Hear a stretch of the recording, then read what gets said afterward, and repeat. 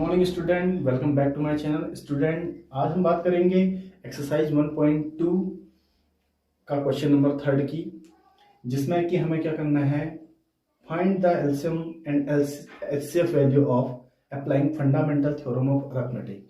तो स्टूडेंट, ये class 10th का फर्स्ट चैप्टर है रियल नंबर। इसकी पहली एक्सरसाइज हम कर रहे हैं यहाँ पे। तो इसका आज थर्ड क्वेश्चन हम कर रहे हैं। तो थर्ड क्वेश्चन में हमें find the LCM value and HCF value by applying fundamental theorem of arithmetic. इसको हम फंडामेंटल थ्योरम ऑफ अरिथमेटिक को हम दूसरे मेथड से भी जानते हैं, जिसे हम बोलते हैं प्राइम फैक्टोराइजेशन मेथड। अगर कहीं पे फंडामेंटल थ्योरम ऑफ अरिथमेटिक बोला जाता है तो आप समझ जाइए कि प्राइम फैक्टराइजेशन मेथड द्वारा आपको क्या करना है, इस क्वेश्चन को सॉल्व करना है। तो इसमें 3 पार्ट हैं इसके। मैं आपको इसका पहला पार्ट बताऊंगा और सिमिलरली आप क्या करेंगे, उसके अन्य 2 पार्टों को खुद प्रयास करेंगे करने का। तो आइए इसका आंसर जानते हैं। आंसर एक्चुअली क्वेश्चन में जो हमें पूछा गया है, एलसीएम और एचसीएफ वैल्यू पूछी गई है, वो पूछी गई है पहला जो पार्ट है इसका, उसमें 12, 15 एंड 21 आपको यहाँ पर 2 से ज्यादा इंटीजर दिए गए हैं और इनका एचसीएफ और एलसीएम वैल्यू कैसे फाइंड की जाती है, ये चीज आपको यहाँ पर क्या करना है, बताना है। तो इसके प्राइम फैक्टराइजेशन मेथड द्वारा आपको इसको करना है। तो हम वही करेंगे। हमारे पास 3 इंटीजर दिए गए हैं, तो तीनों इंटीजरों को हम क्या करेंगे, प्राइम फैक्टराइजेशन कर लेंगे इनका। तो सबसे पहले 12 का करते हैं।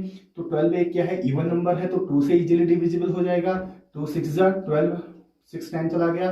देन 2 से करेंगे, 2 3 जा 6 और फिर 3 एक प्राइम नंबर है, तो 3 1 जा 3।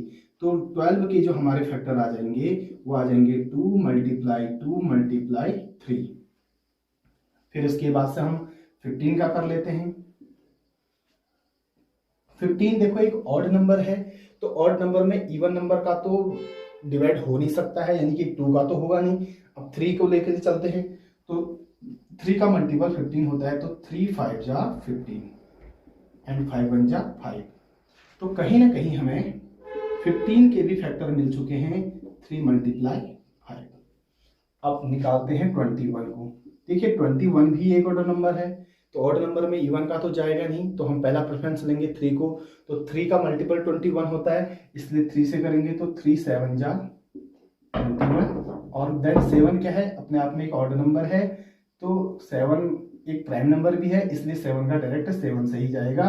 तो 7 1 जा 7, 1 टाइम में ये कंप्लीटली डिविजिबल हो जाएगा। तो हम यहाँ पर देखेंगे 21 के फैक्टर हो जाएंगे 3 × 7। अब हम एक काम करते हैं, यहाँ पर इनको स्टैंडर्ड फॉर्म लिख लेते हैं। तो स्टैंडर्ड फॉर्म आप देख पा रहे हैं, 2 यहाँ पर 2 टाइम मल्टीप्लाई है, तो 2 की पावर 2 आया इंटू 3 की पावर 1 आया। दूसरा बेटा यहाँ पर 3 की पावर 1 है, 5 की पावर 1 है। तीसरा 3 की पावर 1 है और 7 की पावर 1 है। तो स्टूडेंट, मैंने आपको बताया था कि एचसीएफ वैल्यू कैसे फाइंड की जाती है। तो एचसीएफ वैल्यू अब हमें यहाँ पे निकालनी है 12, 15 एंड 21। तो ये वैल्यू कैसे निकलेगी हम यहाँ पर देखेंगे। एचसीएफ वैल्यू में मैंने आपको बताया था कि जब हम इनका स्टैंडर्ड फॉर्म में फैक्टराइजेशन कर लेते हैं, प्राइम फैक्टराइजेशन, तो हम ये देखते हैं कि ऐसी वैल्यू जो तीनों में कॉमन हो। पहली तो तीनों में कॉमन क्या है, 3 की पावर 1, 3 की पावर 1, 3 की पावर 1, ये कॉमन है। और साथ ही साथ हम ये देखते हैं, तो उसमें हम क्या करेंगे, पहले देखेंगे कौन सा नंबर इसमें कॉमन है। कॉमन के बाद से हम ये देखेंगे कि उसकी सबसे छोटी पावर क्या है। अगर 3 इसमें क्या है, कॉमन है तीनों में, तो उसकी सबसे छोटी पावर देखेंगे। तो इसकी सबसे छोटी पावर यहाँ पे 1 नजर आ रही है, तो 3 की पावर 1 मतलब 3, तो 3 ही इसका क्या होगा, एचसीएफ वैल्यू होगा। तो एचसीएफ वैल्यू समझ में आ गई बच्चों। तो एचसीएफ वैल्यू होती है जब हम 2 या 2 से अधिक नंबरों का प्राइम फैक्टराइजेशन करते हैं और साथ ही साथ उनका एचसीएफ वैल्यू निकालनी होती है। तो हमें क्या करना होता है कि ऐसी वैल्यू लेनी होती है जो तीनों में कॉमन हो। अगर 3 नंबर है तो तीनों में कॉमन होनी चाहिए, 4 है तो 4 में कॉमन होनी चाहिए। जितने नंबर दिए जाते हैं उतने में क्या होनी चाहिए, वो वैल्यू कॉमन होनी चाहिए। और कॉमन होने के साथ ये देखेंगे कि उसकी सबसे स्मॉलेस्ट पावर क्या है। तो स्मॉलेस्ट पावर उसकी क्या है, 1 है, तो 3 ही इसका क्या आ जाएगा, एचसीएफ वैल्यू आ जाएगा। अब बात करते हैं एलसीएम वैल्यू की। तो एलसीएम वैल्यू में क्या होता है, एलसीएम वैल्यू में हम सबसे पहले ये जानेंगे कि इसमें जितने प्राइम नंबर लगे हैं उन सबको लिख लेंगे। तो इसमें 2 भी एक प्राइम नंबर आया है, 3 भी आया है, 5 भी आया है और 7 भी आया है। अब ये सब आपस में क्या होंगे, मल्टीप्लाई होंगे। लेकिन एलसीएम वैल्यू में हम क्या करते हैं, हाईएस्ट पावर लेते हैं, यानी कि ग्रेटेस्ट पावर लेते हैं जो भी इनके प्राइम फैक्टराइजेशन में आई है। तो 2 की सबसे हाईएस्ट पावर इन पूरे में ये दिखाई दे रही है कि 2 की सबसे हाईएस्ट पावर 2 है, तो 2 लिख लिया। 3 की यहाँ पर सबसे हाईएस्ट पावर दिखाई दे रही है हमको 1, तो 1 ही रहेगी। 5 की हाईएस्ट पावर 1 दिखाई दे रही है, तो इसका भी 1 ही रहेगा। 7 की हाईएस्ट पावर 1 है, तो ये भी क्या रहेगा, 1 रहेगा।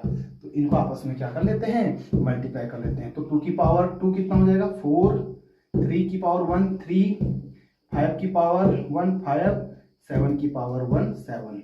तो इसको सॉल्व कर लेते हैं। देखो 4 3 जा 12, 12 5 जा 60, 60 इंटू 7 इक्वल्स आ जाएगा 420। तो 420 क्या हो जाएगी, एलसीएम वैल्यू हो जाएगी। तो LCM value of 12, 15 and 21 is equal to 420 हो जाएगी। तो बच्चों आज के आपने वीडियो में ये जाना कि एक्सरसाइज जो हमारी 1.2 थी, जो बेस्ड है फंडामेंटल थ्योरम ऑफ अरिथमेटिक पर, तो उसका क्वेश्चन नंबर 3 क्या था, जब आपके पास 2 या 2 से ज्यादा आपके पास नंबर हो, इंटीजर हो, तो उनकी एलसीएम और HCF value with the help of prime factorization कैसे फाइंड की जाती है। तो उम्मीद करता हूं कि आपको मेरा ये वीडियो पसंद आया है। तो आगे भी जो आपके अपकमिंग जो क्वेश्चंस रहेंगे उनको मैं अपनी अगली वीडियो में बताऊंगा। तो स्टूडेंट आपने जाना क्वेश्चन नंबर 3 में आपने 2 या 2 से ज्यादा इंटीजरों का एलसीएम और एचसीएफ वैल्यू फाइंड करी।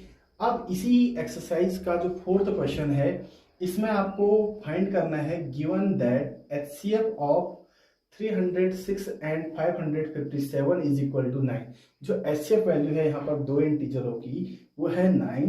तो आपका इसको एलसीएम वैल्यू क्या करनी है, फाइंड करनी है। तो स्टूडेंट ये आपका होमवर्क रहेगा और जो भी इसका आंसर रहेगी एलसीएम वैल्यू ये आप कमेंट सेक्शन में डालिएगा।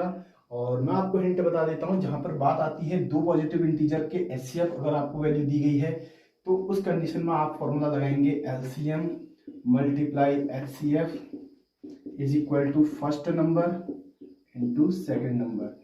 तो स्टूडेंट एलसीएम वैल्यू आपको फाइंड करनी है बेटा, तो एलसीएम रहने देंगे। एचसीएफ वैल्यू आपको 9 दी गई है 2 नंबरों की, और फर्स्ट नंबर आपका 306 है, सेकंड नंबर 657 है। तो LCM value is equal to कितना हो जाएगा, 9 इसके मल्टीपल में है तो ये डिवाइड हो जाएगा दूसरी ओर। तो 306 इंटू 657 डिवाइडेड बाई 9। तो स्टूडेंट ये छोटी सी कैलकुलेशन आपको करनी है और जो भी इसका आंसर रहेगा उसको आपने कमेंट सेक्शन में